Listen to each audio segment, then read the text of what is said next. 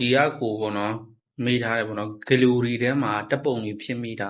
ဘယ်လိုမျိုးပြန်ယူရမှာလဲလို့မေးထားတယ်ဟုတ်ကဲ့ပါယူနီလေးပြပြပေးမယ်โอเคဟုတ်ပြီပေါ့နော်ကိုယ့်ရဲ့ဂလူရီထဲမှာပေါ့နော်တပ်ပုံတွေပေါ့နော်အကုန်လုံးကိုဖြစ်မိသွားတယ်ဆိုရင်ဘယ်မှာပြန်ကြည့်ရမှာလဲဆိုတာပြောပြပေးမှာဖြစ်တယ်ပေါ့နော်ဒါဆိုကျွန်တော်တို့ဒီမှာပေါ့နော် droid add ဆိုတဲ့ဟာလေးရှိတယ်တွေ့လားပေါ့နော်အဲ့ဒီဟာလေးအဲ့ဒီ droid add လေးထဲဝင်ပြီးပြီဆိုရင်ပေါ့နော်ကျွန်တော်တို့ဒီမှာ OG mini ချိတ်ခဲ့တဲ့ဟာတွေပေါ့နော်အများကြီးတွေ့နေရမှာဖြစ်တယ်ပေါ့နော်ဓာတ်ပုံတွေပေါ့နော်ဘယ်မှာကြည့်ရမှာလဲဆိုတော့မိတ်ဆွေဝင်ကြည့်လို့ရတယ်ပေါ့နော်ကိုဒီမှာကိုယ့်ရဲ့ဓာတ်ပုံတွေပေါ့နော် file ဆိုတဲ့နေရာလေးမှာလည်းကြည့်လို့ရတာဖြစ်တယ်ခင်ဗျဒီထဲမှာအကုန်လုံးကိုလိပ်ရှာကြည့်လို့ရတယ်ခင်ဗျဓာတ်ပုံတွေပေါ့နော်ကျွန်တော်တို့ဒီချိတ်ခဲ့တဲ့ဓာတ်ပုံတွေပေါ့နော်ကျွန်တော်ဒီမှာပေါ့နော်ဒီ